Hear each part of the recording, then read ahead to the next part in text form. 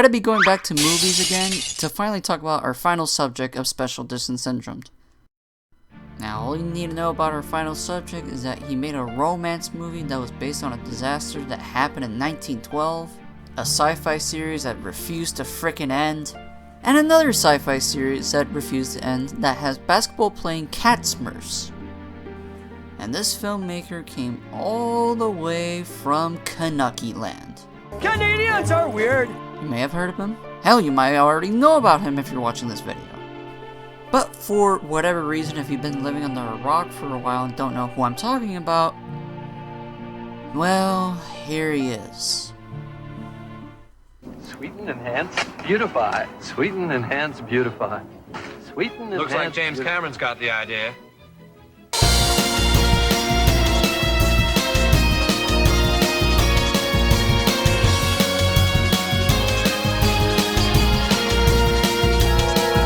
James Francis Cameron. Of all the things I've shown in Special Distance Syndrome, he's the one that done it the worst, and he's actually the main reason why I decided to make this video.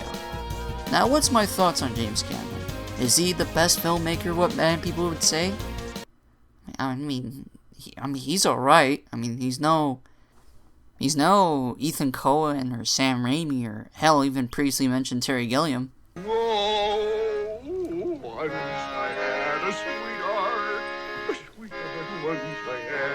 All you need to know is that I'm not the biggest fan of James Cameron, but I do appreciate some of his films. The first few Terminators were great, The Abyss is extremely underrated, and True Lies is probably my favorite film from the man, but we'll talk about something he did to that film in just a bit. Titanic, I can hardly give a shit. Avatar, oops, wrong photo. Yeah, that Avatar. This is Jake Sully. Yeah. Yeah. I know who you are, and I don't need you. Bitch. Pissing on us. Bullshit! Yeah, I'm not the biggest fan of this film. The only one I haven't seen yet is Aliens, is because, well, I haven't seen the rest of the Alien films. However, I am gonna mention it only a tiny bit. But you may be wondering, Bragan, what does James Cameron have to do with Special Distance Syndrome? Well, most of Cameron's work haven't gotten a proper re-release. More specifically, True Lies and The Abyss. They were mainly stuck on Laserdisc, VHS, and DVD. They eventually did get HD releases, though mainly for streaming, which I presume maybe for back when Netflix was just starting, I guess, I don't know. However, True Lies actually had gotten Blu-ray releases before in other countries, which they're legit, well, sort of. In fact, I actually own one myself. As for The Abyss, we'll get to that in a bit. The only way to have the movie on Blu-ray was either buying a bootleg Blu-ray off the internet, or making it from the comfort of your own home if you have a Blu-ray burner, and a way to find the HD version of the movie. But despite all that, many people are still willing to pay money for a genuine proper release of these two films, and they've been waiting for a genuine proper release of these two films for literal years. But then finally, and sadly, on March 15th, 2023, there's an interview with John Landau, one of the producers of James Cameron's Smurfs films, about the news and rumors of True Lies and The Abyss getting a 4K release alongside with Titanic. And those rumors just so happen to be true. Can I ask, Jim has talked recently during the press tour for Avatar 2 about future physical releases of the original Avatar and The Abyss and True Lies, yep. Titanic, which I know Abyss in particular and True Lies have been kind of a long journey to get to Blu-ray and 4K. 2023, baby. Now, when this video was released, many people were excited. Many people were cheering, they were crying tears of joy. They were really excited to finally see not just only True Lies, but The Abyss alongside Titanic and also Aliens come into 4K. It was a dream come true. Alongside the first few Smurfs films that he did, it was honestly a great time to be a James Cameron fan. But wait! This isn't the first James Cameron film to get a 4K. You see, the first James Cameron film that actually did get a 4K release was Terminator 2.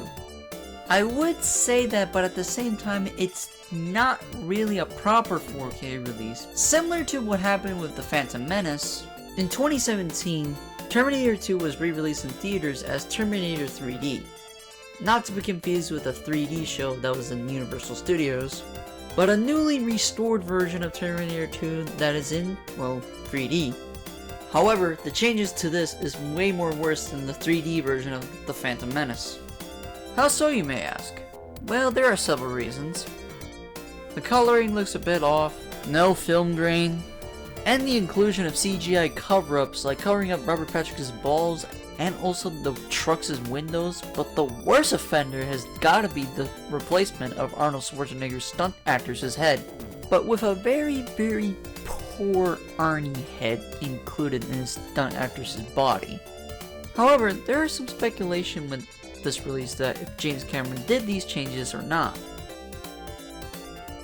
And this re-release of Terminator 2 was made pretty poorly, and when it came to 4K, things got worse.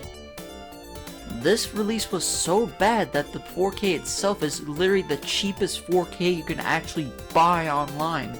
Straight up bargain bin prices. But let's cut it some slack, eh?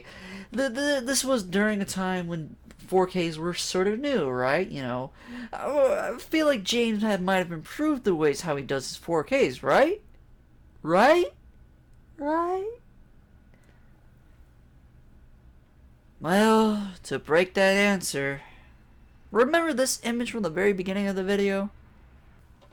Let's enhance it.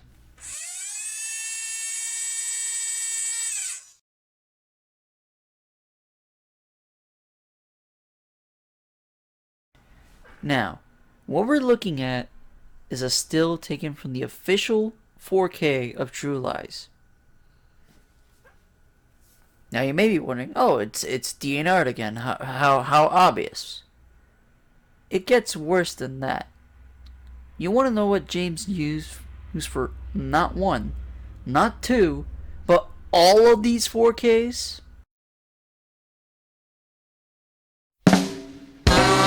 Oh my goodness, this is awful! It's awful! Either rectified greatness or total apocalyptic bullshit! And what they all have in common? They all suck.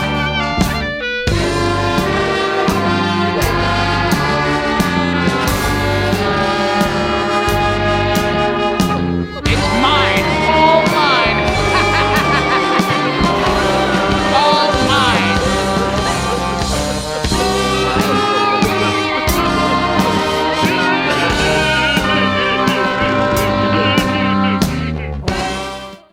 Well, it's not as bad as it looks. Well, maybe it is. This is very baffling. Just why? Why did it took James almost half a decade to finally get two of his movies on 4K alongside a bunch of his other movies on 4K, and then ending up being like shit? And of course, people weren't happy about this. And because of the negative reaction, James actually responded. And you may be wondering, how did he respond? Did he apologize for fucking up his 4Ks and then he would say he would treat them better? Will he announce an updated version of the 4Ks where they are actually properly restored to 4K? No DNR or AI or anything? Or anything that actually responds to the mess that he caused? Well... Time for some pure high-quality autism.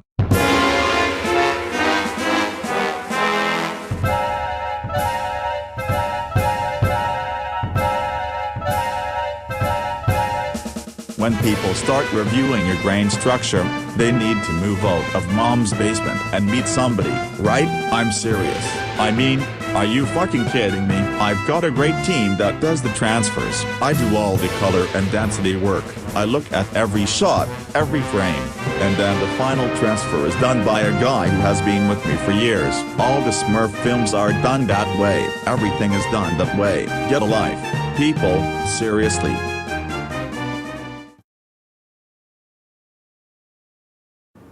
What the hell? Jesus. We went from baffling to just flat out stupid. people can give George Lucas a lot of shit for fucking up Star Wars with the special editions. But you know, at least when he explained why he decided to do these changes, at least he explained it in a way more common manner. He doesn't tell Star Wars fans to get out of their mama's basement and meet someone. Though that is certainly a thing that Star Wars fans nowadays should definitely know. But still, compared to James Cameron over here, he has the same behavior of a goddamn school bully to his fans. You have to have a genuine reason why you decided to choose the AI DNR route instead of just being like, oh no, it's supposed to be like that, you know, it's been perfectly fine, it's supposed to be like that, In fact, going back to George Lucas for a bit, back in the 80s when black and white movies were getting colorized, he was super against the idea of people altering movies just for modern audiences, and pretty much people trying to ruin film history. Of course, this is kinda ironic since of course he did it for the special editions, but seriously, the special editions have been talked to death already, and honestly, to quote him, no, gone. History, I'm moving forward. I could not sadly say the same thing with THX and American Graffiti. With THX, the special edition he did all the way back in 2004 is honestly sadly the only way to officially watch THX through streaming and owning it on Blu-ray, since the original version is only stuck on VHS and Laserdisc. And with American Graffiti, well, of course, this was the one that made me very disappointed about how DNR became. And of course, the old Blu-ray, the video quality doesn't look that bad, and it only had one minor change, being mainly the fonts in the opening and ending credits. But despite the disappointment of the American Graffiti 4K, at least I can respect George Lucas as a person and a filmmaker. Because the man has been through some shit, especially because how much his fans really despise the prequels and the special editions. But was it really necessary? Was it really necessary to complain about it and even make a whole documentary about it? Not really. George seems to get all this hate, meanwhile the Iron Gym over here tends to get all the love and affection and care, despite the fact the man himself is an absolute goddamn piece of fucking shit! I already mentioned his response to the complaints he got for his 4Ks, but there's even more than just that.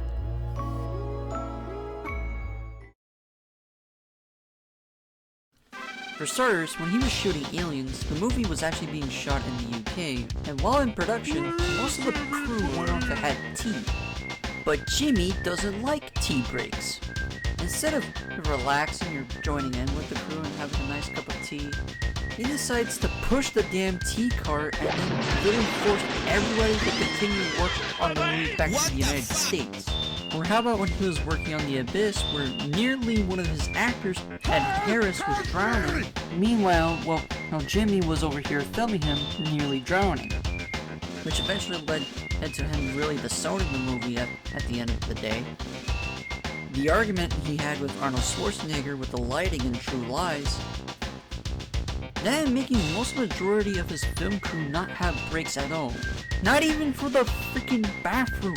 I'm just looking for the bathroom. You're banned from that too! I am banned from the bathroom? Every bathroom!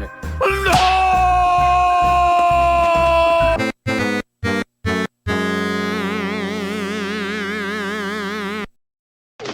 What an asshole. You know, I find it baffling and really stupid that James thinks we need to get out of Mama's basement all because we really don't like the way he treated his 4Ks. Yet whenever you hear incidents like this and hear people that talk about their experience with Cameron, I think he's the type of person that would most likely be in Mama's basement. But to get back on track, it kind of reminds me of this Blu-ray.com post that I forgot to mention when I was talking about American Graffiti. I assume this being Universal would mean they'd pull off a great 4K release, even if Lucas had approval. It irks me how some filmmakers known for their work pushing the envelope of technology like Lucas, Cameron, or even Peter Jackson are somehow clueless about how bad this sort of noise reduction looks on even smaller displays. Meanwhile, you have a filmmaker like David Lynch, who started as a painter and builds furniture in his spare time, having a technician's level of understanding of every aspect of remastering and restoration, with everything carrying his approval having top marks for A/V, including somehow making a film shot on 16 minutes looking great on Blu-ray. In the case of Lucas, surely he's seen some of the restoration work being done via his trust?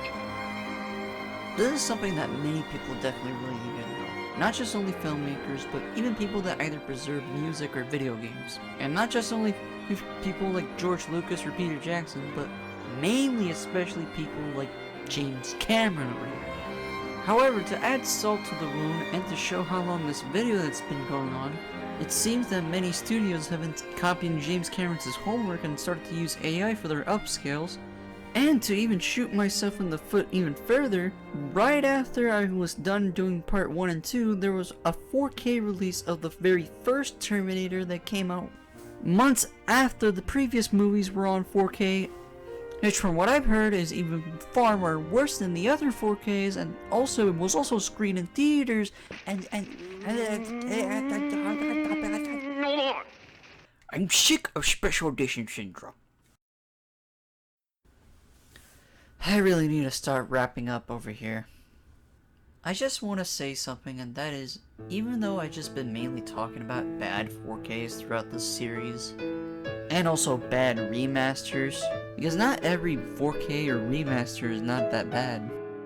And honestly, I mainly did this series because I really have a love and dedication for all these old movies and games, and I want them to exist forever and ever. And it doesn't help that digital streaming and even online game storefronts is becoming way less reliable. Places like Netflix, Hulu, Disney Plus, oh wait, never mind, and as of 2025 they reverted back to HBO Max, have pretty much all become cable 2.0, despite the fact streaming was supposed to be the biggest replacement to cable ever since its bloody inception. Now, gaming storefronts is not particularly the same into streaming, although there is one thing that they have in common. You have one game or one movie for your TV show that you're interested in watching or playing. Well, guess what? It's gonna be leaving sometime soon. And whenever this type of thing happens, well, there's only have 3 options to do. You can either subscribe to another streaming service or go to another storefront that has either said movie or game. Or the other 2 options, which honestly I consider the best, going back to physical formats or sailing to the 7 seas. Now there's gonna be 2 certain types of people that are gonna be like, piracy is a very illegal crime and you're gonna hurt people and it's very bad to do piracy. Or, why the fuck are you watching movies on social media, bro? You gotta catch up with streaming, bro. Come on, bro. Get with the times, bro. But honestly, I have a genuinely good reason why these 2 ways are way more better than streaming all the damn way. Let's do a little scenario. Picture yourself, your friends, or coworkers, or family members, your girlfriend, all gathered up to ready to watch a movie, TV show, or whatever. If you have a shit ton of DVDs, Blu-rays, or pretty much whatever you have laying around, get your fat or skinny lazy ass out of the damn chair, grab the movie out of the shelf, put it on the player, prep up some popcorn, and offer your guests some drinks like water, or any types of substance like soda, juice, or even beer. Or if you want to go a little bit fancy and enjoy some really pish tasting wine and some really expensive tasty cheese that's absolutely brilliant. But if you have this really one friend that basically eats anything in the whole house, you can simply also order some pizza. Like a rainbow fading in the twinkling of an eye.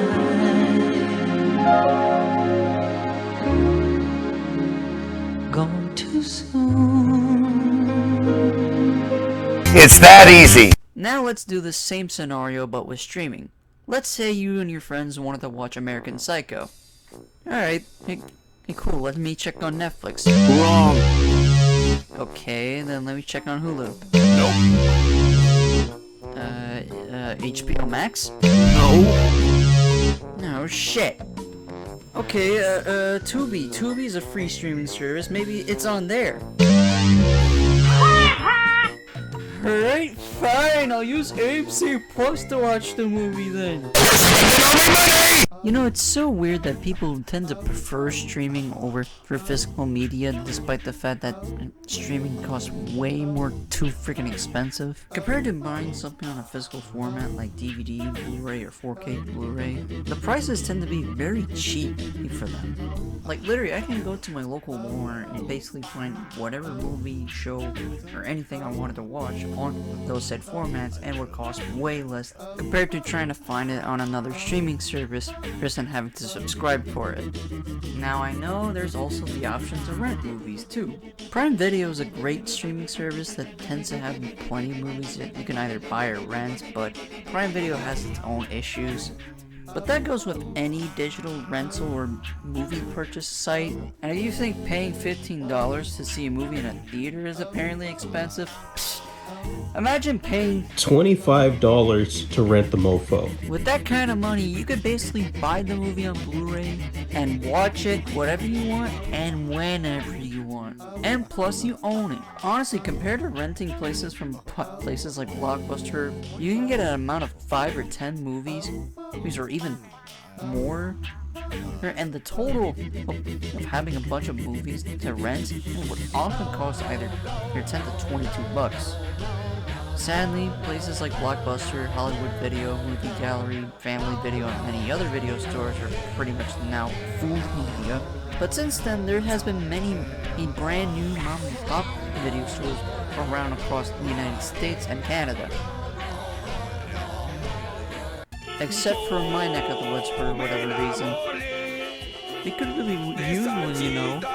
Another big thing are also places that would often sell and resell either brand new DVDs or Blu-rays and 4Ks, and also often sell used DVDs and Blu-rays. And I'm not just talking about places like Goodwill or Salvation Army or any other thrift store across America, or even flea markets. I'm talking about places that specifically sell movies, including those mom and pop places I mentioned earlier. Hell, I can tell you that I recently went to New York City a few weeks back, and they had a Book Off, which if you don't know, is a chain of stores in Japan that would often sell used books, movies, and music.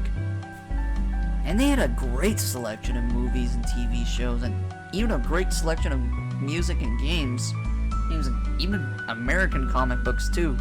I could literally spend hours in this damn store. Wish we could have one over here. What are you standing there? Open one over here, goddamn. However, not every movie is gonna be available on DVD, Blu-ray, 4K, or hell, even streaming. And there is one way to only get these certain type of movies. And that is by saving the whole set and scene. Now, when we were younger, we had DVDs that would often splash this little PSA about, oh, you wouldn't download a car, or you wouldn't download a purse.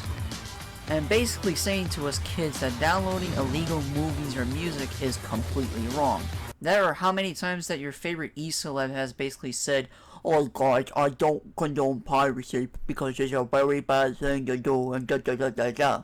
It's pretty much the goddamn same song and dance you've been hearing for the past 20 so years or so. Now, I do understand that piracy is a bad thing, and a lot of people work really hard and put their heart and soul in making these, and they all need money in order to pay rent and also put bread on the table, and I completely understand. But here's a major thing. Pirates are willing to pay. A what? There is a certain majority of you people that would most likely has either discovered a movie either thanks to a bootleg DVD or a free movie streaming site, or even downloading it from the internet. And this doesn't have to imply with movies, it can also imply with music, games, and a bunch of other things. And let's say you really like that said thing, and you go ahead and show your support by buying the movie on either DVD, Blu-ray, 4K Blu-ray, or if it's an album, you buy the album on vinyl, CD, audio cassette. If it's an anime or whatever, you show your support by buying the actual anime itself, or the manga, or basically whatever. However, that cannot be the case all the time, since sometimes the majority of these Blu-rays, DVDs, and even books would often be out of print. which resulted on people to either make their own reprints or making their own Blu-rays and DVDs at home. Now, of course, there's no way certain people are going to sell these DVDs or Blu-rays anytime soon. But however, there are certain countries that had to rely on using pirated DVD sellers to gain access to certain movies and TV shows, either because of slow internet or basically no internet. Is a result why many people would often buy pirated discs, but then again show their support by actually buying the official disc eventually.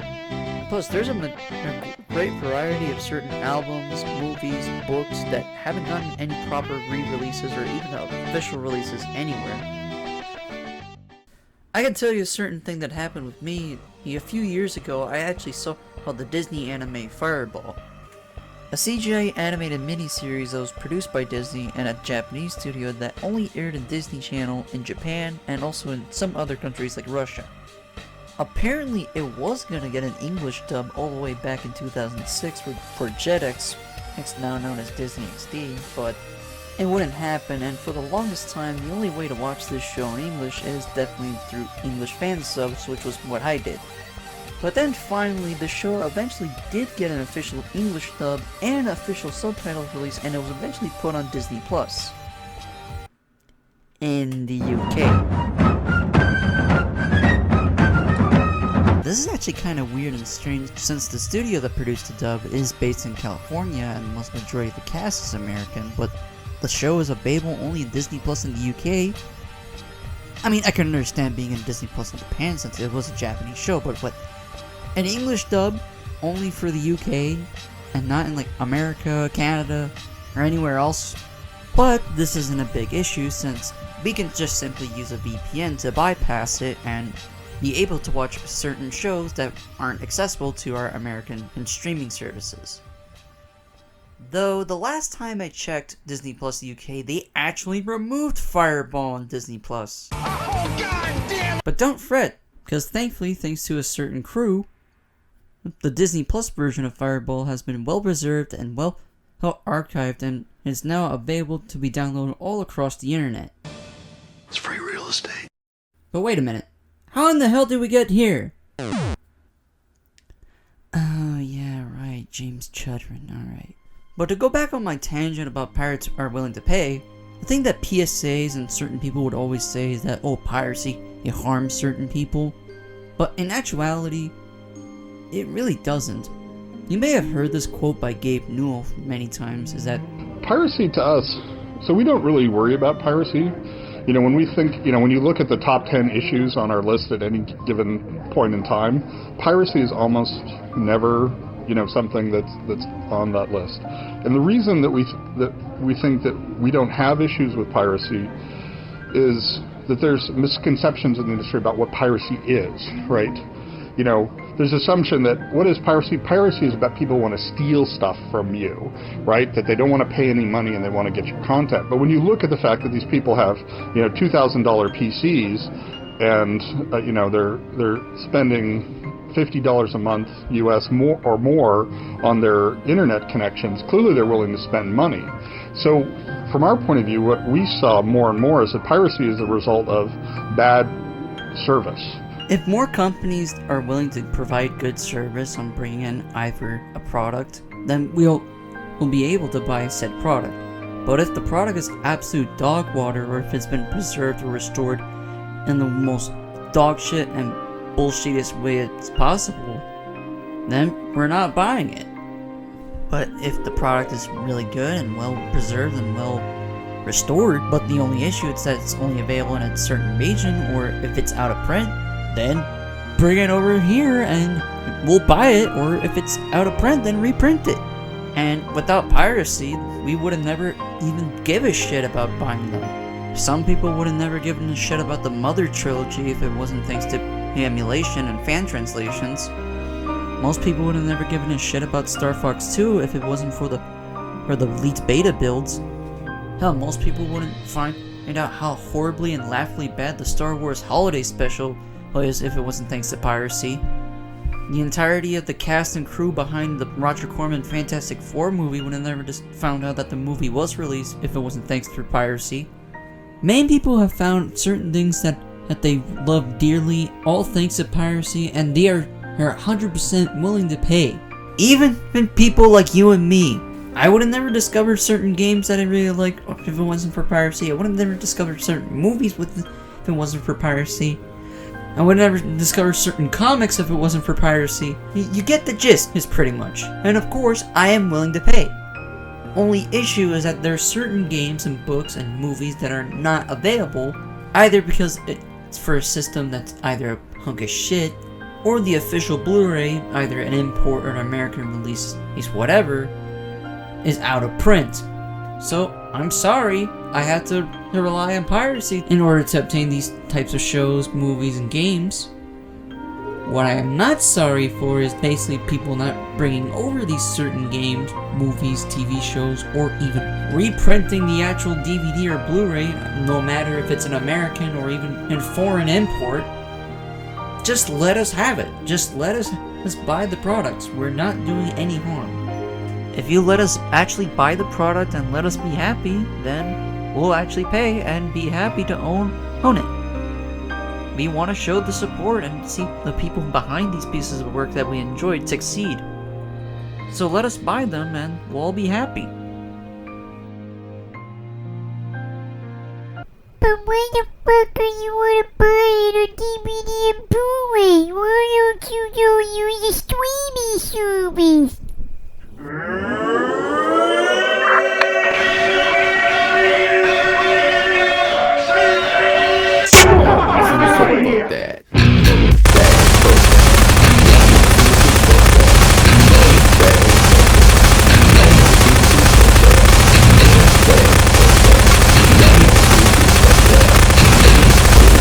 And that's that.